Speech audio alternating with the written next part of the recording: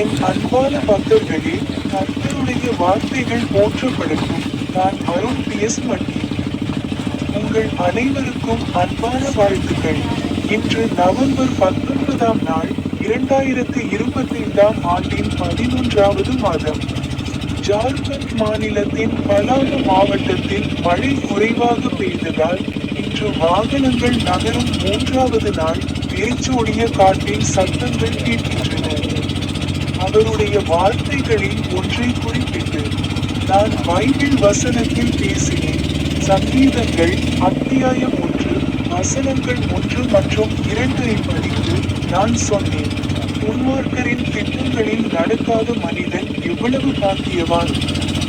பாவிகளின் வழியில் நிற்காதவன், பரியாசக்காரர்களின் இருக்கையில் உட்காராதவன்.